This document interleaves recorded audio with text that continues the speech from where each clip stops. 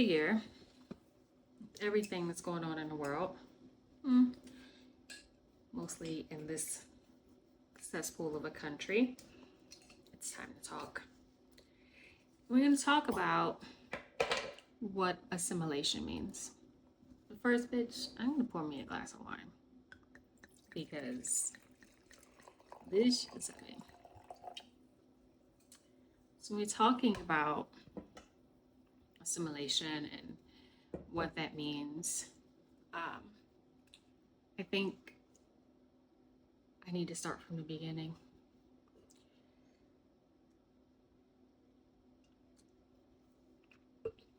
So I am a product of North Philadelphia. I am a North Philly baby. I'm very proud of that. I say that in every single interview that I do, and I've done hundreds of interviews for major networks and all these things, because I know that there is a little girl that is growing up in a system that is similar to North Philadelphia that needs to hear this and needs to see, girl, you can get out of there, you can be something, and you can be something big. So let's start there. I am also the product of a mother who was a substance abuser. She was on drugs the entirety of my life.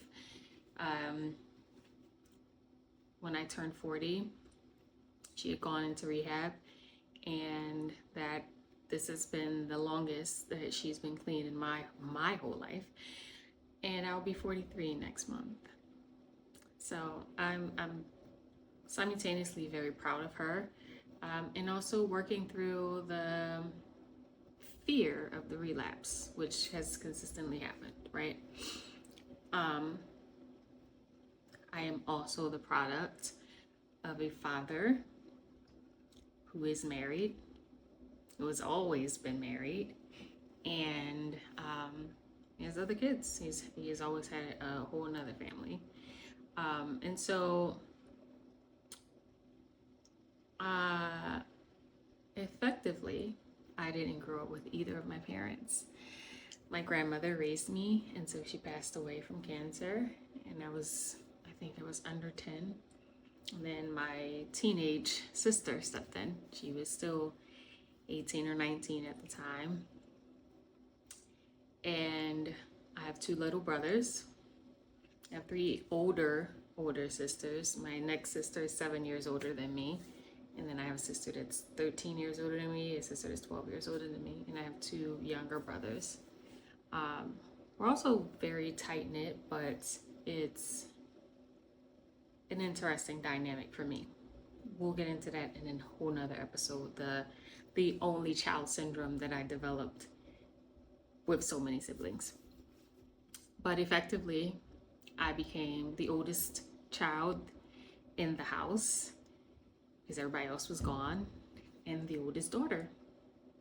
And we all know what that meant. Shout out to all the oldest daughters, even though I was technically, you get what I'm saying? But also shout out to, the oldest daughter dynamic that we build into our lives as we get older. Okay, so all of that foundation laid. What do I mean when I say assimilation? I mean,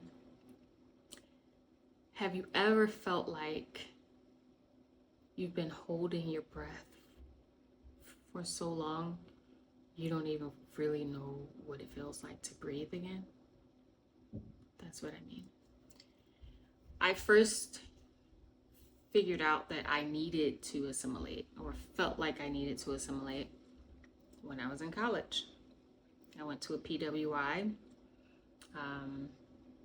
went to Penn State. And because I had all of this unhealed, undeveloped trauma from my childhood, right? Because no one was explaining things to me. I didn't understand what was exactly happening and why things were happening. I genuinely felt like the world owed me something, not necessarily people. I felt like you put me here, you put me in a situation with all of these like things, and so you need to make up for it. There's a huge chip on my shoulder. I don't have that chip on my shoulder any longer, but it did take me a long time to get rid of it. Part of that dynamic was me also feeling like in order for me to feel and receive love, I needed to act and be and look a certain way. I did not grow up around white people or white culture. I grew up in Philly. We had a Dune Day. I grew up knowing what Juneteenth was. It was very community oriented. I had that foundation. What I did not have is the exposure to whiteness, white supremacy in that way until I got to college. And that is when you start learning that sitting in these classrooms with being the only Black person in the classroom, how isolating that is. And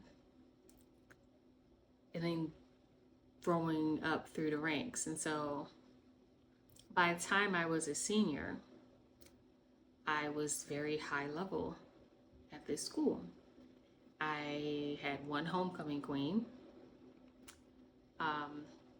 Even though it wasn't something that I really aspired to do, it was something that I kind of got pushed into, and then I took it on because I felt like at the time, this was corrected years later, at the time, the thought was that I was going to be the first Black homecoming queen. So for a minute, I was labeled the first Black homecoming queen. It turns out I think I was like 2 or 3. There was a very, very long gap. I think the last one was in the 60s. And I won in 2005. So there was a huge gap in that space. But at the same time, I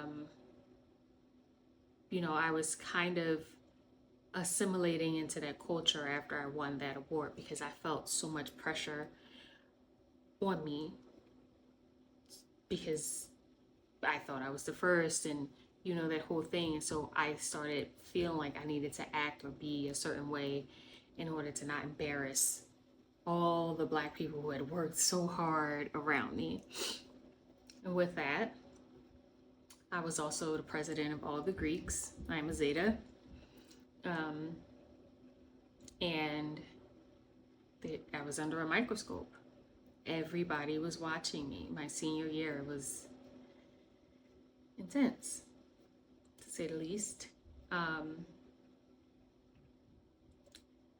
then I was put into these rooms, forced in one way or another. They were part of my obligations as homecoming queen to be in these rooms. And that's when the assimilating really started. It were like these little, and that's just kind of how it works, right? These little messages that like, you yourself are not good enough. You can't show up. You have to.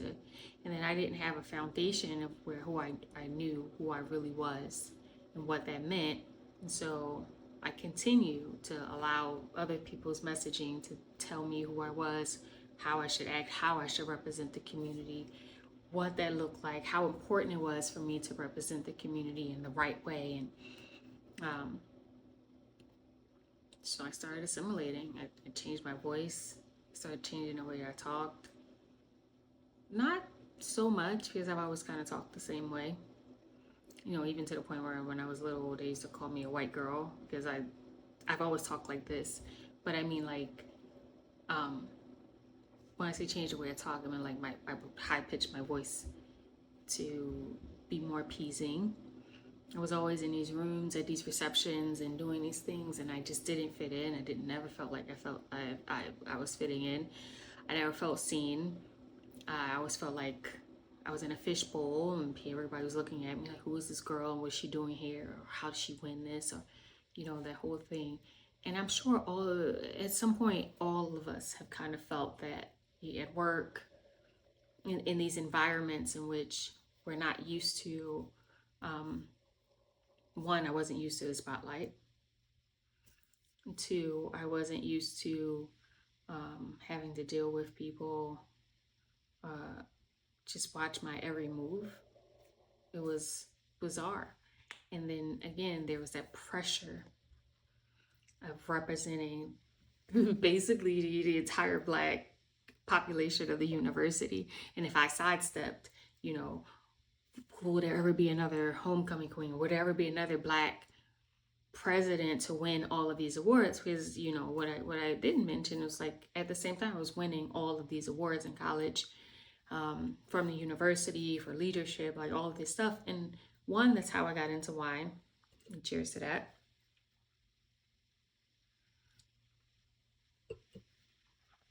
But two, it's also how I started to see power dynamics and understand just how, like, something like a simple glass of wine can propel you in the world.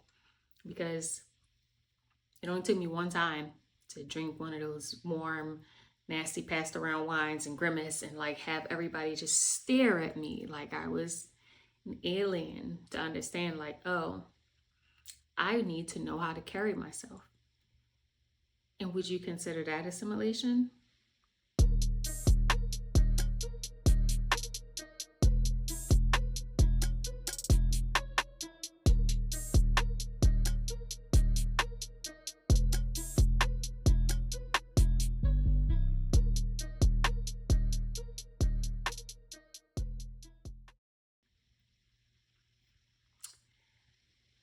But from that point,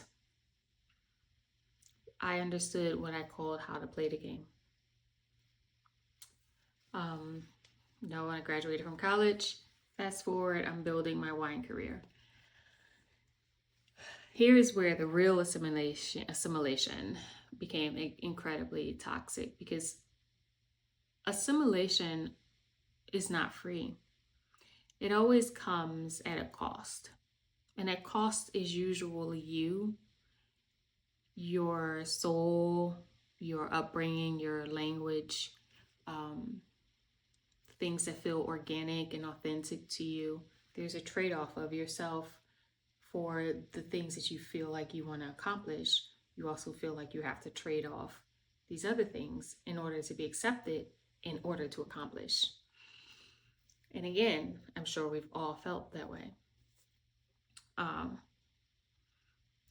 And when I got my first SOM job, it was at a luxury hotel, and I didn't have a choice but to assimilate. The assimilation was written into the rule books.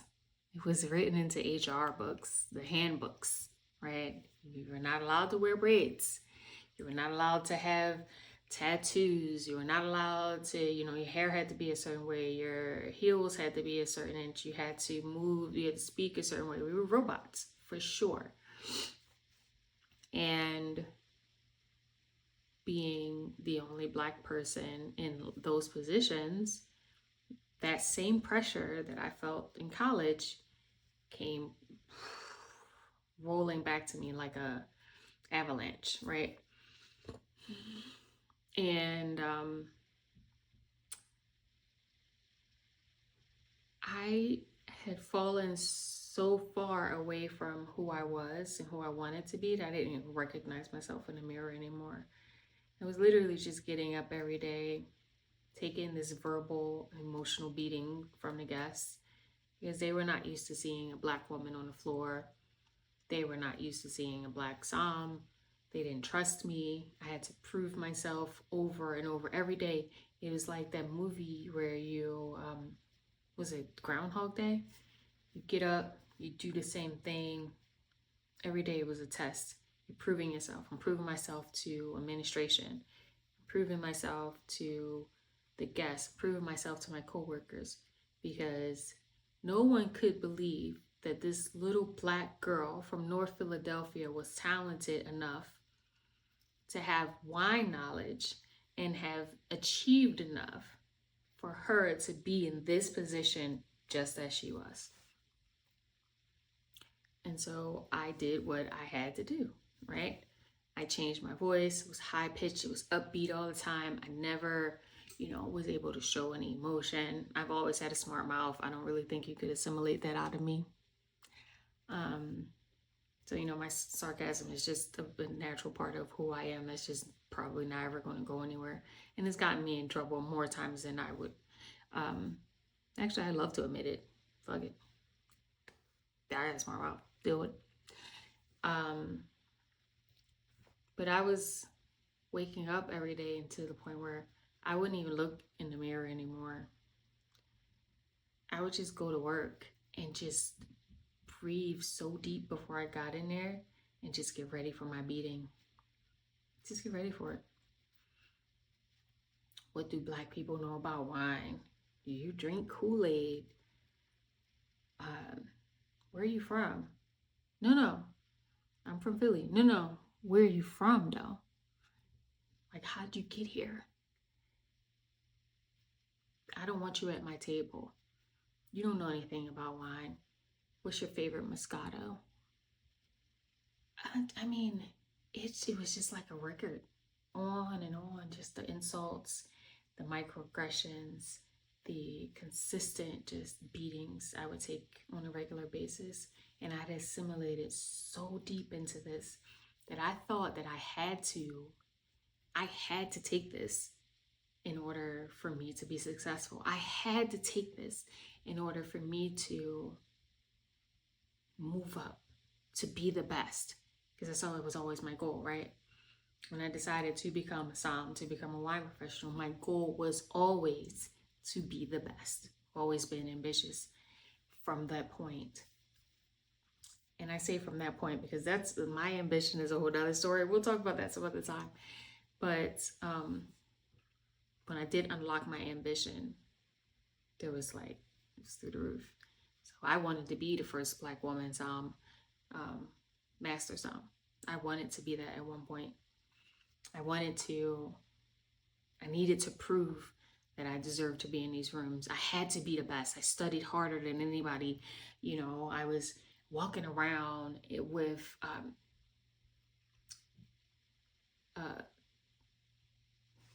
flashcards in my bra because I was just studying all the time. It was just never good. I never believed in myself enough because all the messaging that I was getting was like, you cannot be you. You have to be somebody else in order to fulfill this. This is not going to work. And so I'll break down all of these scenarios, all of these things. My moving to Miami without even having an apartment. My job as a cocktail server and what I dealt with there. My journey to testing, you know, and CMS and what that was like. And all of the things. But today I just wanted to talk about the examples of assimilation in which I had submitted to. And I also just wanted to point out the time when I stopped. And I remember the day very clearly when it was like, no.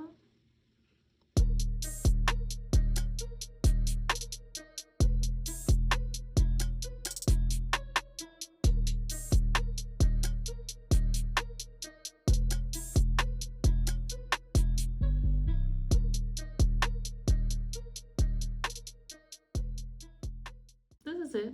Enough's enough. And it was when one of the higher ups at my job was frustrated, not even with me, was frustrated with my coworker, my counterpart, who, you know, was dealing with their own psychological issues or substance abuse or whatever. I'm not even really sure what the issue was there. I just know that he just never got fired and I could never move past him, no matter how good I was. You can take that for what it's worth. But what I do know is this man, in all of his frustrations, belittled me and yelled at me, and he told me that I needed to go home. Not because I actually did anything wrong, not because I wasn't doing my job, not because I wasn't good at my job, because I had braids in my hair. He said, you need to go home and don't come back until you take those things out of your hair. And he said it with such venom and hatred in his voice that I was just like, something broke in me. And I don't know if it was the person that was breaking that I was pretending to be that whole time, or if it was a part of my spirit. But I couldn't believe that he was speaking to me that way. And I was like, huh? And he's like, those things, you're not supposed to have those things in your hair anyway. And he was so disgusted by me. Disgusted by me. That he'd even stepped out of his own professional realm. He was so disgusted that I hadn't assimilated any longer. I had sidestepped what I was supposed to be. I had revealed this part of myself that he was not interested in, and he was certain his guests would not be interested in. And he told me not to come back. And I said, you know what? Okay. Cool. And I think what further snatched me out of that situation in that scenario was I was really upset, and I told my supervisor, and I said, you know, I'm going to go to HR because he can't talk to me like that. Like, I'm a person, and that's wrong, and he can't talk to me like that. And this is when I learned that HR is not for your ass. HR is for the company. Hard lesson. He said, you can't go to HR. You can't go tell on him. What are you going to do? You can't say anything. You have to keep that to yourself. Like, you can't go to HR. And I was like, what? What do you mean I can't go to HR? It's like, you can't go to HR. And I was like, I got to get out of here. Okay. All right. I've reached my pinnacle of abuse. I am not protected at all. And you know what that took me back to? All the way back to my childhood. Not feeling protected. And all of those stepping stones had led me to those moments of like feeling, dealing, thinking that if I sidestep, if I show who I am, if I show any inkling of who Tahiirah is, now I gotta go. So I had to go. I quit the job shortly after that. I went to work for a wonderful restaurant not long after that.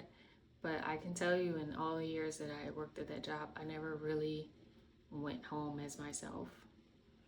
I never started my shift without shaking. I masked my pain.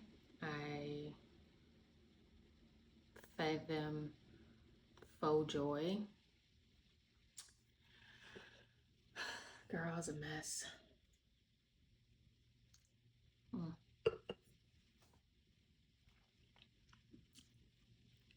And that's why I started Assimilation Not Required. Not long after that, I started the Hue Society, and the tagline of Hue Society has always been Assimilation Not Required, because I do not believe that we need to assimilate, we need to adjust, we need to change, we need to edit ourselves to be loved and accepted and honored. And being put on in a place where we have an honest trajectory. I don't believe that. Not the light just went out. Ciao. You know what? It's late. You go enjoy the rest of this episode in this yellow color and whatever that is. There, I'll go to bed. But listen, assimilation not required. You have a lot of amazing interviews. We'll have a lot of amazing guests. We will have these one-on-one chats. I have so many things to tell you. You have no idea. I have almost literally died probably like 10 times. We need to talk. Bring your wine.